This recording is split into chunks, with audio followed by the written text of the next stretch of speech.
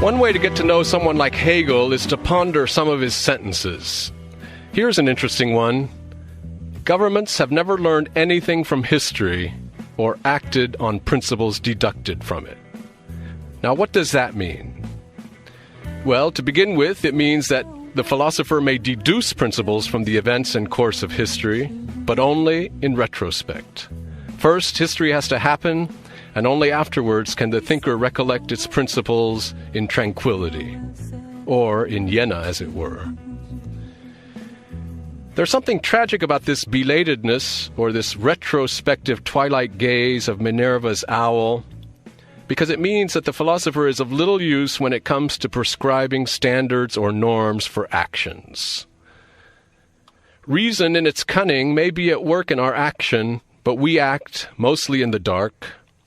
Another sentence from Hegel's corpus confirms this, quote, "Amid the pressure of great events, a general principle gives no help." Translation, it is our fault if we never learn anything from history, or it is not our fault if we never learn anything from history, since history is constantly under the pressure of great events, which renders principles useless. Conclusion, we know not what we do until after it's done, and by then it's too late to do anything about it. The good news is that Hegel was not Macbeth. He did not believe that life is a tale told by an idiot. He believed that history has meaning, purpose, and a redemptive end, namely the full realization of our potential for freedom. I'll quote one last sentence, perhaps his most famous one. "The history of the world is none other than the progress of the consciousness of freedom." What exactly that means and how exactly Hegel intended for us to understand it is a question that I'll refer to the guest who joins me in the studios of KZSU today. Adrian Daub is an assistant professor of German studies here at Stanford, specializing in 19th and 20th century German literature and philosophy, especially German idealism and romanticism, as well as the Frankfurt School of Marxism. Adrian has been my guest on Entitled Opinions before in the spring of 2009. I look forward to talking to him today about one of the greatest philosophers in the history of philosophy. Adrian, welcome back to Entitled Opinions. Thank you so much, Robert. That last quote I read, Adrian, is pretty heavy stuff. The history of the world is none other than the progress of the consciousness of freedom. What do we need to know about Hegel or the historical period in which he was writing in order to make sense of that? Well, I think it's emerged central both because it encapsulates the particular kind of optimism that Hegel and his generation exuded, and our dissatisfaction with it over the last 200 or so years. In other words, on the one hand, this is clearly a sentence that comes out of a generation that came of age in the shadow of the French Revolution and of all these states and all these forms of government emerging that had not been seen in Europe since antiquity. But at the same time, it's something that, especially after the events of the 20th century, we have a lot harder time signing our name to. And so I think that's a very good place to start. It's both what makes Hegel bracing and exciting, but it also is what threatens to consign him to the dustbin of history, right? The fact that we don't think that we can legitimately think about history in this way anymore. Well, that we it's not a total we. I have to say that there are some people, for example, Francis Fukuyama, who wrote a book called The End of History, in which he said basically Hegel was more or less right without maybe knowing why he was right, but that history has been so far, a long sort of series of wars and battles, especially the battles of ideology and forms of government and so forth. But now we are living in what he calls the end of history, Hegelian kind of concept, in which it's finally been revealed through the outcome of these battles that, liberal, democratic, capitalist states are really the best form of government, that the rest of the world is destined to adopt, our style of government one way or another. So therefore, the dustbin of history it might be a little bit premature to say that that's where Hegel belongs. I would absolutely, I don't think he belongs there at all. However, in the case of Fukuyama, I'd have to say, with friends like him, I think Hegel doesn't need anyone to chuck him in the dustbin anymore. But Fukuyama, whatever his misreadings of Hegel were, points to a very interesting thing about him. You have to grapple. I mean, the difficult thing with a lot of modern thinkers is the critical and the seemingly destructive edge. I mean, when you try teaching Hume to undergraduates, you always see this. Well, what's left? Hegel presents the opposite problem in many ways. How do we deal with that much affirmative relationship to what exists? How do we make sense of that, given that we live in a world in which all of us, I think, tend to emphasize the things that we'd like changed and that we think are unjust or irrational. And I think that's frankly the charge that would have to be leveled against Fukuyama. Hegel does not posit that different ideological systems work themselves out through history and the best one comes up on top. That may be some kind of social Darwinism. It's not Hegelianism. As the sentence that you read indicates, it's the realization of human freedom. Now, the question is, do liberal democracies of the kind that Fukuyama extols genuinely realize freedom in the way that Hegel had sought? And I think the answer would probably be no. They're probably further along the way than most other forms of governance. But the end of history thesis, whatever Hegel means by end, we'll have to. We can talk about that more. I don't think he means a cessation. He means a completion or a goal point. Has more to do with the complete realization of human autonomy. And I think, in a country in which 10% of people are, or 20% probably, if you look at all the figures, are unemployed right now, not because they autonomously chose to do so, but because someone decided that for them. We're clearly a little ways off from what Hegel had envisioned. That's fine. I can go along with that. But a number of questions are raised, obviously, in when I probably shouldn't have brought Fukuyama into the discussion this early on. However, it does give us the opportunity to raise the following question, which is, what did Hegel really mean by freedom when he spoke about attaining the consciousness of freedom? To what extent is the state the final endpoint or culmination or embodiment of this fully realized freedom? Or is Fukuyama's thesis that the maximum freedom that one can expect from a state is the recognition of the human dignity and autonomy and legal rights of every one of its citizens? Yeah. And if that's all that you can expect from from a state, and if that's and Fukuyama, if he were here, might say that, well, what's going on in the Arab world and all these kind of spring uprisings, that all this is still trying to work out. Some people are still trying to get to the end of that history, let's say. And I'm not defending that thing. No, and I think, Fukuyama is a very good entry point into this. The problem, though, is that I think he shortchanges Hegel in neglecting how illiberal a thinker he really is. And I don't mean that critically. I mean, I necessarily. It's something that each of you listeners will have to make up their own minds. The interesting thing about Hegel is that for him, the state is not there to safeguard the autonomy of the individual or to rein it in when it gets out of control.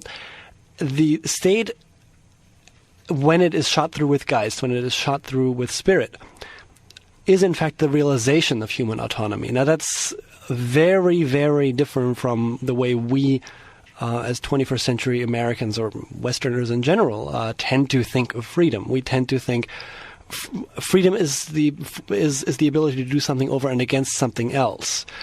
For Hegel, that which is the traditional liberal view of from Locke onwards was the view of the Enlightenment by and large. Against this, Hegel mobilizes this idea that in a ethical society, in a society of that is dictated by customs that are shot through with rationality, the state is in fact a expression of human freedom, and the oppositional element on which Fukuyama also relies sort of can be worked away. That to us, I mean, I think it's safe to say that for most of us that's a very alien conception, but it is Hegel's. So the British tradition conceives of freedom largely in terms of what Hegel would have called negative freedom, namely right. freedom from coercion. That's right. Freedom from not, as understood as not being obliged to do something you don't want to do. And this is also, I think, the American founding fathers' vision of that. And then there you have Thoreau, that government governs best, which governs least. And I have to say, as an American, I'm a little bit sympathetic to that because I know, when you don't have this freedom from coercion, you appreciate negative freedom. But I think you're absolutely right that for Hegel, positive freedom is a very different thing. Well, and it's not just positive freedom; it's also for him, freedom as autonomy has to do with an opposition to arbitrariness. That is to say, you're not free to do whatever the heck you want, because you should not be free to indulge your stupid whims. In order for your dignity as a human rational agent to be respected, means that you also be blocked from things that you should not wish. Right? That is to say, if you use your freedom just to satisfy your appetites, then frankly, Hegel thinks that that a government that allows you to do that is probably not doing its job properly. And a state in which that's possible, there's something terribly wrong in it. Yeah. So it's not libertinism in that sense. The question that now arises is Geist, because this freedom and autonomy that's associated with it in Hegel's system is certainly, at least in the phenomenology of spirit or the phenomenology of Geist, you can translate Geist either as spirit or mind. It doesn't have an exact equivalent. Right. But if I understand the larger project of the phenomenology, it's the way in which Hegel retraces all the various stages that this so-called Geist has gone through and the various historical institutional instantiations, various ages of history and so forth. And that basically it's not so much the human individual's autonomy and freedom that is being realized as much as it's Geist, it's the mind, it's spirit itself, which is coming to a full realization of what its own essence has been from the very start, namely that it is working itself through history in order to come to a moment of self-realization of itself as the author as well as the protagonist of the whole story. That's right. Spirit, cognizing itself as spirit is what Hegel terms absolute knowing, which concludes, in that rapturous last chapter of the Phenomenology, that concludes spirit's trajectory, according to Hegel. However, I don't think that, at least when you look at his political philosophy, it's fairly clear that we can't, that the autonomy of spirit cannot come at the expense of individual autonomy. And obviously, it's very easy to read Hegel that way. Sometimes he says things that really don't help him out in this respect. And of course, this is what has served to recommend him as a proto-totalitarian to critical readers for much of the 20th century, some of them his most astute readers. However, it's pretty clear that Hegel as a dialectical thinker wants to maintain in dialogue or in tension the autonomy of the individual and the autonomy of the world spirit. And one place where you can see that is human history. You read a wonderful apropos quote, and you pointed out that we can only know about spirit coming to its self-realization through world history after the fact. Well, why is that? Well, because world spirit works its way through our autonomously chosen actions. That is to say, if we Hegel hates this idea of, I'm going to deduce objective laws of history, and then I'm going to tell politicians how to run things, and we're going to figure out who the bad guys are that we got to get rid of. He doesn't mean that. He's interested in he thinks that essentially human freedom fully realized on an individual level and within rationality in time will essentially bring about this course that he's describing for spirit. Freedom, we have connotations as well with that word that also come with the notion that things are not dictated by necessity. That's right. But is it not the case that when you go through the various stages of history that Hegel outlines in the Phenomenology, that you cannot say that something like the Enlightenment could have preceded, the Christianity, or the French Revolution is not something that could have happened more right. at a different time than it happened. So, if there's not a necessity to the actual itinerary that right. history has followed, there is a certain logic to it. Oh, there is, absolutely, and I think. It's good that you're making the distinction between logic and necessity. Hegel doesn't think that a necessity that, if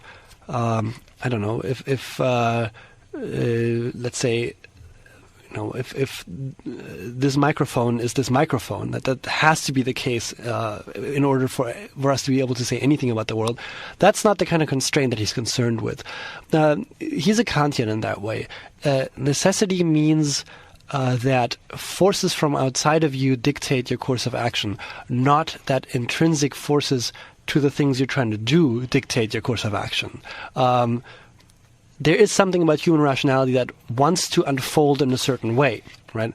The same way that we can, that of course we can develop fanciful theories about the origin of the universe, but it turns out that the ones that we've come up with come closer to explaining it than anything else. That means that the universe is to some extent forcing our hand, but he's not concerned with that.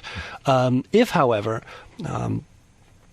people act morally, quote-unquote, only out of self-interest, that to him means that they are driven by something outside of themselves, their animal instincts, their animal appetites, and that's the kind of necessity that he's concerned with.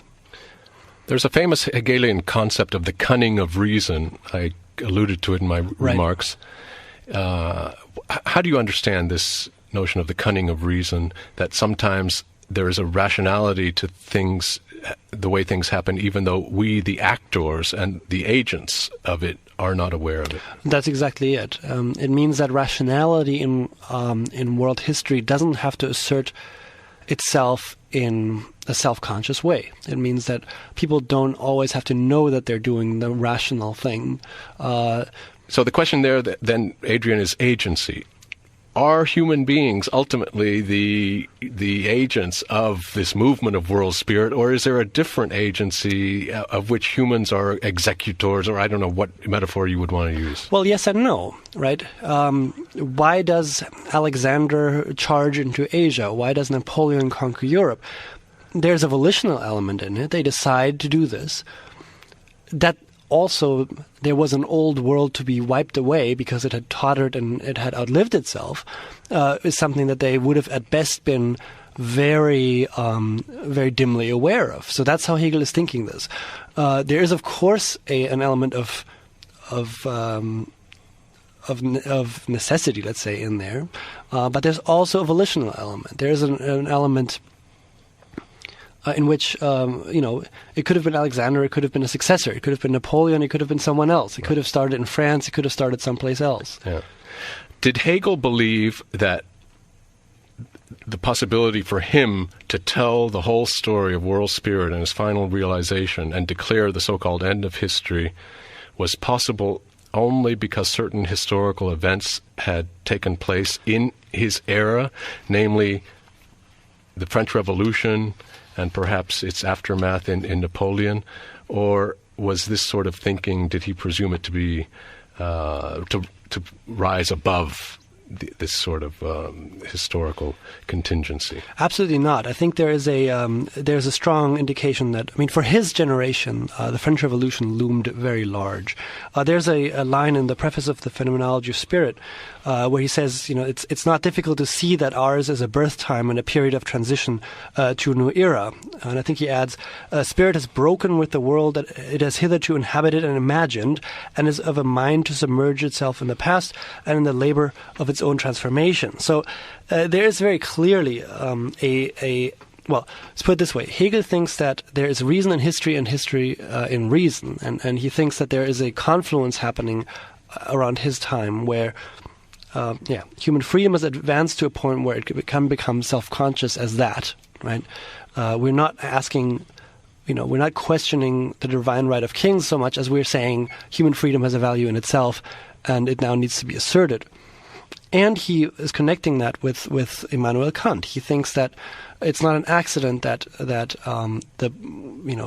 for him the greatest and most productive enunciation of philosophical autonomy in the history of philosophy occurs, in 1781. So. For 1781, referring to what exactly? The first critique, the critique of pure reason. And I mean, for Hegel, that is the book without which he's unimaginable. That's for him really the... And why is that?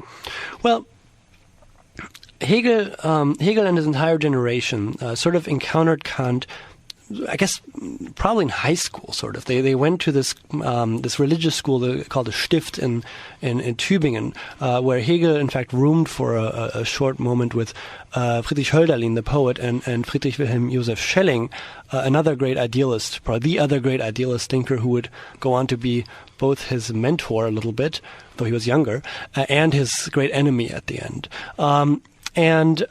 For these really young kids, they discovered Kant and found in him the battering ram they needed to liberate metaphysics from the residual theology that clung to it in their education, and they experienced this coming to themselves as philosophers as very much in resonance with the events in France. There is a very murky incident that biographers make a lot of, where one of the three clearly was caught whistling the Marseillaise in the Stift. We don't know much more about it than that, but they understood their own emancipation from the tottering structures of the old metaphysics and of the old theology as being of a piece with the French people's emancipation from the irrational strictures of the absolutist state. And do you think Immanuel Kant would have gone along with them in that reading? Because it's true that Kant does a lot to streamline metaphysics, delimit it radically, what we can know in a kind of synthetic a priori way. But at the same time, he is famous for that little essay, What is Enlightenment?, right, in which it's not an apology for revolution. No. On the contrary, it's like this progressive, incremental enlargement of the sphere of freedom. And there's something I think about the German idealists and perhaps the romanticism that's connected with German idealism, right, which had such a thirst for the absolute that they were not willing to accept the sort of delimitations that Kant placed on reason and knowledge as knowledge only of the phenomenal, not the noumenal. Well, given that Kant battled the censors famously for much of his career, less so in his political theory than when it came to his religious philosophy. It's interesting. This is a battle between these young Turks of German philosophy and this master that they both very much idolize and who they criticize. It's fought in the field of religion. They thought that Kant had given away the game in the second critique when he admitted what's called the postulates of pure practical reason. That is to say that the old metaphysical baggage all had to be assumed in order to be, or the theological baggage had to be assumed in order for the Kantian system to make any sense at all. But it's certainly true that for them, this sort of failure of nerve on the part of Kant or that's how they saw it at least, went along with a broader political failure, and which had to do with a capitulation, vis-a-vis the structures of society and of the state as they existed in their time. And the critique is the same in each case. It's dualism, right? They criticize Kant for insisting on a separation of the phenomenon, the noumenon, the object as it appears to us in experience, and the thing as it is in itself. And they see a similar kind of dualism at work, a willingness to let particulars stand unreconciled in political and religious matters, matters of morality, matters of the organization of a state. And if you look at any Hegelian passage and you don't understand it, one good thing to look at is what oppositions are being left unreconciled in this passage, because you know that's where he's going to be driving at. Those two are actually going to be one. And this is a kind of mania that all the idealists have, bringing together, by reference to the absolute, things that Kant left dualistically, let's say. And that's what I find so heroic about German idealism, and especially Hegel, and even the Hegel of the phenomenology more than the later Hegel, in my view, because it's a more romantic work, and this refusal to take no for an answer when it comes to our access to the absolute. And would it be correct to say that the only way Hegel can overcome the dualism in Kant's system is by making the subject, which for Kant was human subjectivity, and he then outlines all the limitations of the knowledge of the human, any human subject, which is sense experience, the a priori forms of intuition of space and time, and so forth. In order to overcome that dualism, Hegel then turns the subject into, I don't want to use the term transcendental ego, which is a term that Husserl uses later, but a subject which is actually, again, as we were saying about Geist, is not that removed from the object. In fact, is the object. That's right. And objectivity is this Geist in a different mode, and ultimately the distinction, the opposition between the two, will be overcome at the very end of the story that he tells in the Phenomenology about the spirit's self-recognition at the end of the whole story. Exactly, and that goes back to the old Kantian distinction between the object of experience and the thing as it is in itself. For Kant, this was not a problem. It meant that philosophy had to limit itself in its everyday business to a couple of things, and it couldn't talk about some of the things that metaphysics had very confidently pronounced on previously. This means simply there is an object that we constitute through the use of our categories of the understanding. It is not identical with the thing as it is in itself, but no matter. Something in reality clearly corresponds to this, and this is fine. This is not something that his young readers would have endorsed. They thought that Kant was leaving them a problem. He wouldn't have recognized this as a problem at all. He thought this was fine. Their assumption is, to some extent, to have or let's put it this way: for 20 years after Kant, the game in German philosophy was to try and figure out how to drop the thing in itself out. Schopenhauer famously embarked on the solution where the thing in itself, which he called the will, becomes all reality. So that way you get around it, because suddenly the perceiving subject is only an emanation of the thing in itself. Voila, you've got the two things put together. Hegel and the idealists tend to think, no, it has to be the other way.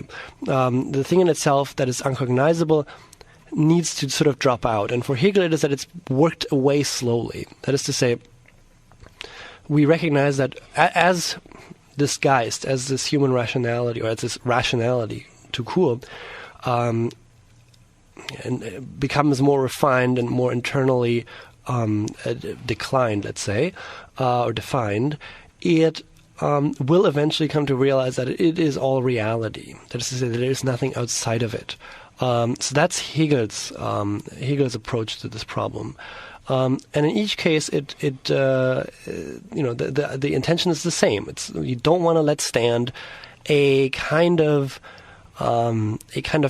partial or a particularization of the field of philosophy that gives philosophy sort of a job to do, but nothing else. And there's an anti-bourgeois affect here too. These were philosophers who really thought that they could be part of what they call the revolution of reason. They wanted to change the big picture. It was not. They didn't want to just work on a finite set of problems. They wanted to say something about reality as such. Right. Subsequently to Hegel, in 20 or 30 years, there would be a kind of aggressive turn against Hegel, and the universities would go on to particularize the different scientific disciplines and actually want to operate in local, in terms that Hegel would have found very objectionable, because it was losing sight of the whole picture.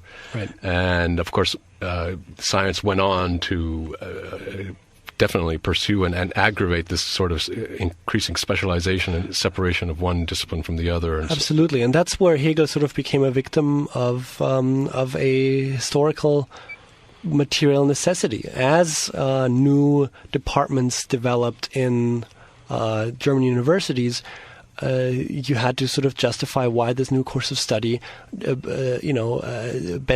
deserved its own department, its own tenure lines, its own grants. And how did you do that? Well, you pointed out to those overreaching theologians that, in fact, this was a subdiscipline that philosophy had nothing to say about. And this continues in professional, in the humanities in general, until today. We have a colleague in the philosophy department who shall remain nameless, who's on record as saying that taking advice from Hegel on logic is like asking Jeffrey Dahmer for food recommendations. So we have professional philosophy as it exists today. Really enunciated its core mission over and against these kinds of projects that the German idealists largely stood for, which I think both accounts for the fact that they're not taught as much, and they're not often taken seriously when they're taught, but also why they won't go away. They're sort of the constant irritant, the little bad conscience that I think dogs a lot of the humanities and social sciences.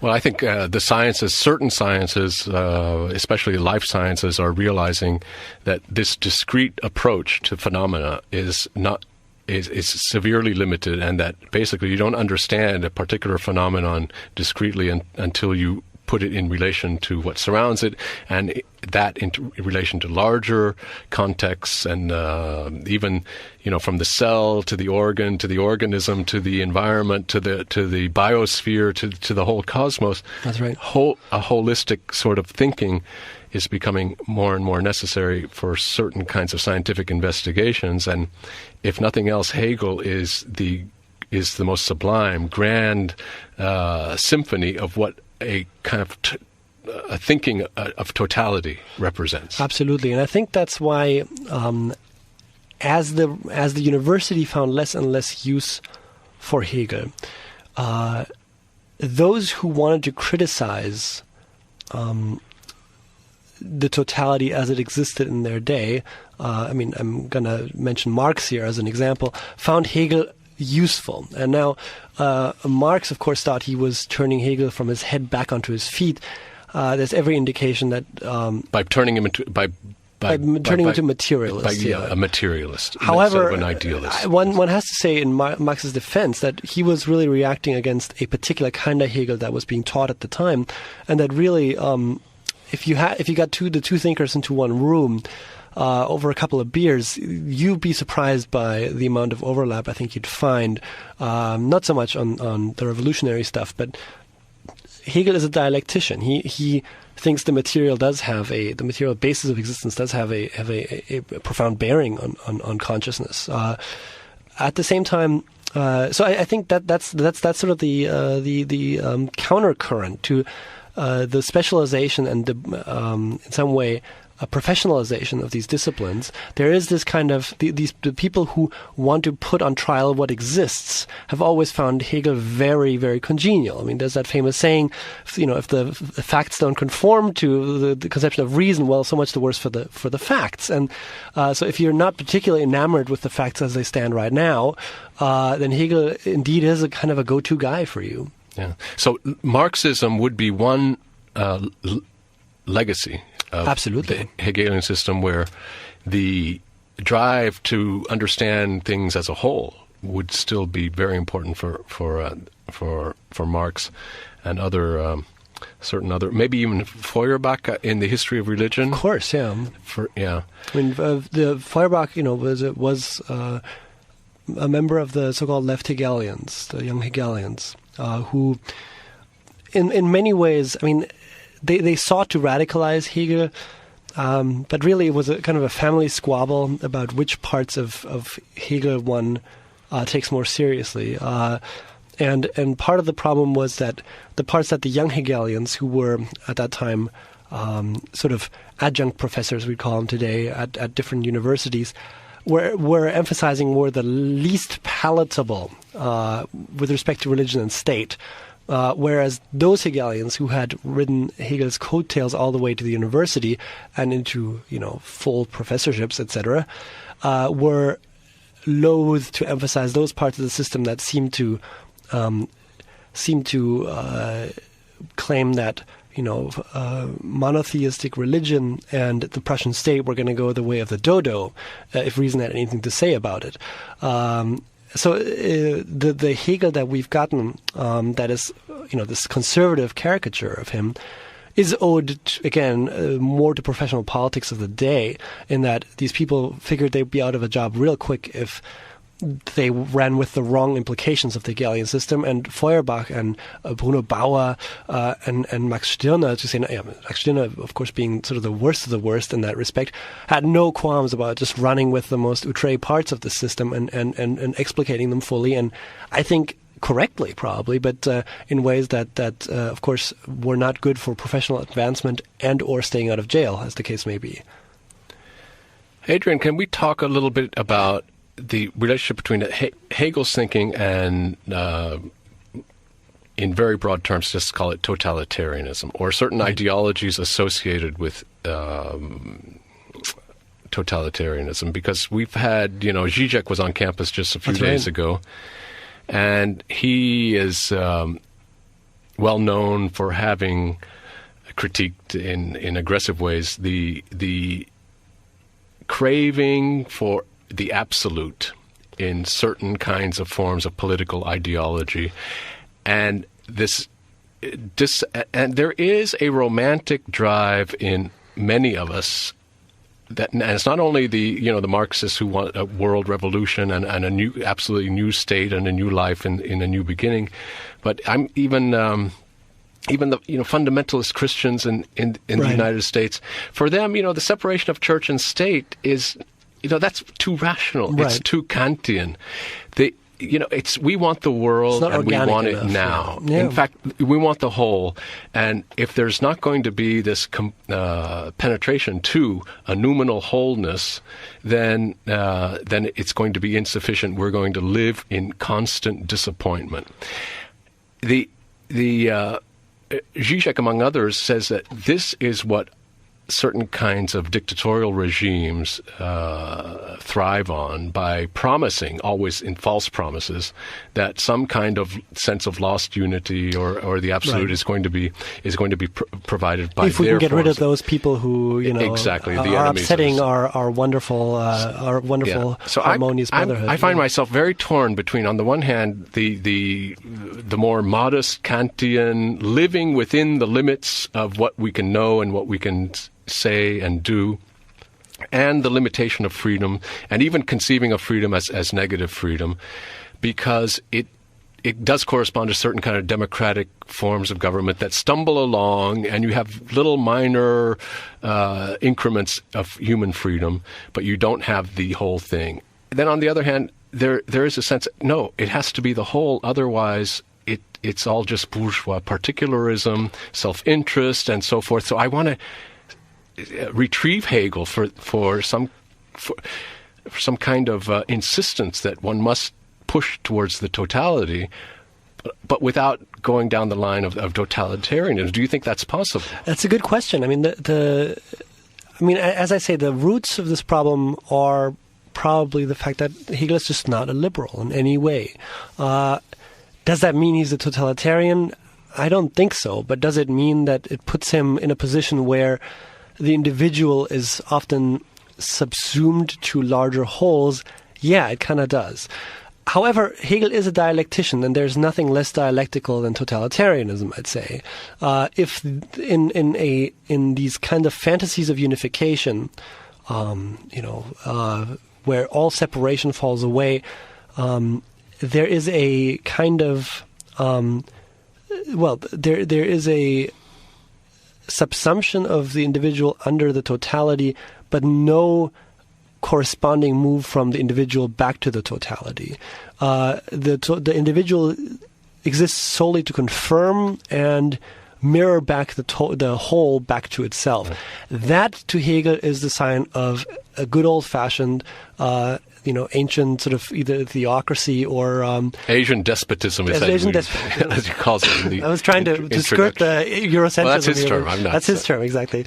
I was trying to make him briefly more palatable, but you caught me. There is this break in the field of epistemology that he has with the Romantics and with the earlier idealists at the time of the phenomenology, where he says, the absolute knowledge of the absolute has to be earned. It is created through it's a result. It's a process. It's a process. It's created in a process of self-discovery and of labor, is his word right there. And it's not. And this is what he says to Fichte, Johann Gottlieb Fichte. He says it's not shot from a pistol. The absolute doesn't come shot from a pistol. It's an epistemological point, but it goes through all of Hegel's political writings as well. The unity cannot be given or dictated because it's just there, right? It right. organically creates in a dialogue between particular and totality. If it doesn't, it's just phony coherence. And so that is probably the place where you'd want to start if you wanted to say Hegel is not really a totalitarian, because totalitarians always assume, and fundamentalists of all stripes always assume, that this unity is pre-given, right? The right-thinking individuals, the German race, the the family values crowd, right? I mean, or just America, right? I mean, like we all agree, and that's just a given. If that coherence is to some extent arrived at in this kind of wrangling process, and we're kind of looking at something different, aren't we? Mm-hmm. Well, one of the other characters in the 20th century, speaking now about the legacy of Hegel's philosophy, is Theodor Adorno. That's right. Who certainly was not a Hegelian in any kind of orthodox sense, but Hegel is important for him, although he was had severe criticisms of Hegel's systems. What was Adorno's take on Hegel all about? Well, I mean, Adorno is usually, you referred to him and you referred to the Frankfurt School of Marxism in your introduction, and that's the interesting thing. For a supposed Marxist, Adorno seems to be a lot more interested in Hegel than he is in Marx, and that's true for a lot of the Frankfurt School. And he struggles with exactly this question that we talk about. He likes the anti-bourgeois, and anti-capitalist, and anti-liberal strain in Hegel. He likes this drive towards the totality, which he thinks of as a corrective to the dictatorship of what works, of just the stuff that's always worked for us, and therefore we're going to keep doing it. And for him, that's a big part of what it means to be political in the 20th century. However, he really is worried about what exactly we are to make of the clear consonances between Hegel and fascist thought. Going back to the question of the subjective, or let's say Geist as the subject, the grand absolute subject of the whole story, And we began our conversation with you saying that it's impossible to divorce Geist from the human element that is part of the realization, or maybe is the subject of the realization, and that Hegel conceived of this ever-growing consciousness of freedom as linked to the human, but Adorno doesn't follow him all the way down that line. On the contrary. Well, he does. He does. Adorno's favorite phrases or favorite word might be negative. There's the famous book Negative Dialectics, which is essentially a negative version of the Hegelian dialectic, and he proposes a negative universal history. He says Hegel is absolutely right. There is something working itself out in world history. However, that's not to be affirmed. What is asserting itself is a negative principle. That is to say, spirit does not find its completion in liberal democracy. It does not find its conclusion in its end in the Prussian state or anything. It finds its conclusion in Auschwitz. It is the subsumption of all subjects to this overarching objectivity. It's for him, Western rationality essentially drives to that telos. It's just why is that? Why does he think that?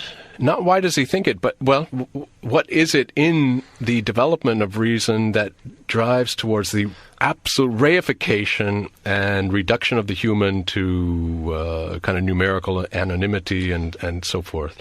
Because if you ask that of Heidegger, who sees the world. He sees the history of metaphysics culminating in what he calls technicity. Right. And you can follow his whole notion of the dispensation of different epochs of being where things appear one way and the other, and that we are now, because of the way metaphysics has thought of the object-subject distinction and so on and so forth, and the role the will plays, and the will and the will to power, that technicity now is the frame, the gestell within which everything appears to us as manipulable, controllable, at our disposal, etc. Well, Adorno has a very similar view. That's the famous Dialectic of Enlightenment, which is another title of a book that I'd urge your readers to check out, your listeners to check out. He thinks that there is in Western rationality a tendency to treat the particular as exchangeable, and eventually that rationality will extend to human beings and treat them as exchangeable until they become predicates of the object, which is to say Hegel would say Geist, Adorno would say the catastrophic sort of progress of rationality. For him, of course, and here's where Adorno's Hegelianism comes through, this is rationality misunderstood. Right? This is what he calls instrumental rationality. True rationality that demands that, again, this harmony between subject and object, but doesn't enforce it upon the subjects, but rather, lets subject and object sort of figure it out for themselves. That kind of rationality will inevitably sort of usher in, or will, with some effort, I should say, usher in a better world. So Auschwitz is not the end of a particular kind of rationality. Of a particular kind of rationality. But that particular kind of rationality does not fulfill or does not bring to completion but is he Hegelian enough to believe that the good form of rationality will eventually come into its own? He's not enough of a Hegelian, he's enough of a Marxist. I mean, he avoids the word revolution like the plague, but I think that's where he's driving at. He thinks that the right kind of rationality will mean that the totality of existence has to be transformed. How do you do that? Well, you don't do it through reform. He doesn't come out and say this, but it seems that, he thinks left to its own devices, even something as innocuous seeming as liberal democracy will produce only greater disenfranchisement of the subject, and a true reconciliation between subject and object is possible only if you change the entire framework. He leaves it open how he thinks this needs to be done, and his own students, when they joined the student protests in '68, were quite surprised to find that that's not how he had in mind you should do it. He unfortunately died before he passed on how exactly he thought this was going to be done. It wasn't going to happen through Soviet communism either. Absolutely not. He hated that, and for the very same reason that we've talked about with, with these despotisms. His critique of the Soviet Union is that of you could Xerox pages from Hegel's philosophy of history and just paste in. I mean, he wouldn't even call it Soviet; he just called it in the East. Very dismissive. All the Frankfurt schools sort of started out very Marxist until they went to Moscow or encountered Moscow in whatever way and realized this can't be it. Yeah. There's something about Adorno's thinking that always enervates me. I've asked you before, please help me figure out why I'm allergic to this particular kind of recasting of a Hegelian and Marxist. But of course, there are many things I'm sympathetic to in Adorno. Had it not been Adorno himself, right, who would have formulated it. One of the things I think I can point to is his insistence that philosophy must always remain critical philosophy. That's right. Therefore, it almost guarantees that disenchantment has to be the mode in which we remain. Yes, and it's always the philosophy of suspicion, of attack, prosecution. I guess it's because I don't like the prosecutorial. I prefer the defense over the prosecution in general when it comes to the legal things. And this prosecutorial mode and tone and his dismissal of popular culture, his refusal to understand that the most interesting things about the 20th century were precisely the things that he held in most contempt. I don't know. It makes it difficult for me to say, okay, Adorno, I'm going to join you now and say that the right kind of reason is what we have to work towards, and we have to make sure that we give Marx a second chance and it works out. Well, if you do not like the prosecutorial, well, let me parse that. On the one hand, I think my attempted conversion of you to Hegelianism has failed then, because of course Hegel does this too. However, I mean, if the image of the prosecutor is sort of meant to suggest, there are these tables of the law, and you then measure up a particular moment in history or a particular art movement or whatever, according to what those tables that you got from the mountain say, neither Hegel nor Adorno does this. These are immanent critics. The rationality of the thing itself is allowed to work itself out. If you look at the phenomenology, Hegel in each case, in each chapter will show us a knowledge relation and then show us how it's internally contradictory. He doesn't sort of show up with, here's how it should be and here's how you fall short. And Adorno does much the same thing. He thinks that there are contradictions in modern bourgeois capitalism that, if comprehended correctly, point you towards a better way of doing things. But yeah, that is necessarily negative or necessarily critical. I don't know if it's prosecutorial, because he's very mum on what any of these better ways of doing things would look like. I think it is critical. That's for sure. I mean, that's his big beef with Heidegger, who he spent decades savaging. Well, the problem was that he thought Heidegger... Fecklessly, I would say. Well, I mean, his critique is a simple one, and I don't know how Heidegger could have gone around it. He says Heidegger gets the factors of existence of late bourgeois capitalism exactly right. His problem is that then he turns around and says these are necessary determinants of all of human Dasein in general. And Adorno just says, I don't see where you're licensed to make that move. And he thinks it's a misunderstanding of a misreading of history. Now, I don't know how Heidegger would have countered that. It's not. You have to essentially, if you're Hegelian, that automatically makes sense. If you're Heideggerian, it automatically doesn't. So, some way, I think it's not exactly a dialogue between these two men.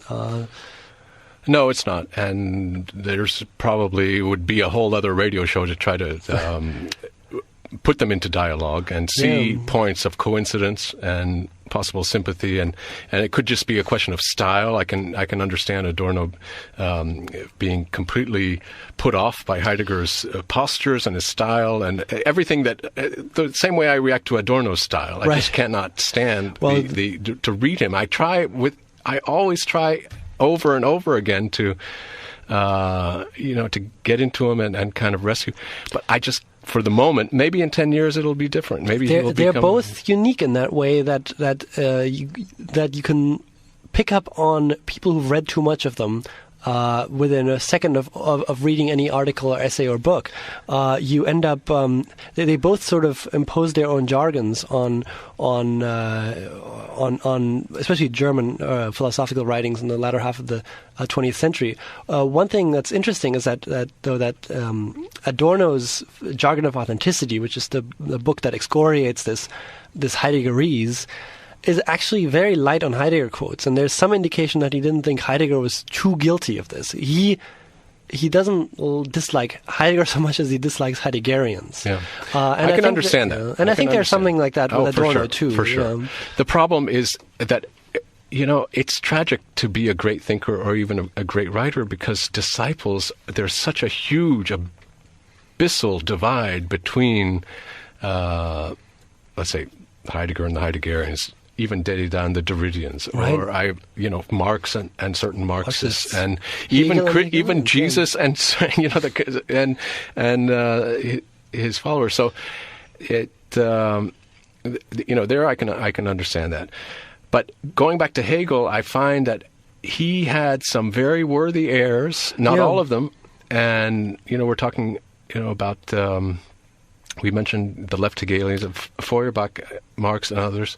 So I believe that even Heidegger was definitely one of the heirs, and felt that he had to retell the story because he needed to make room for a different kind of philosophy of history than the one that Hegel had brought to an end. Right.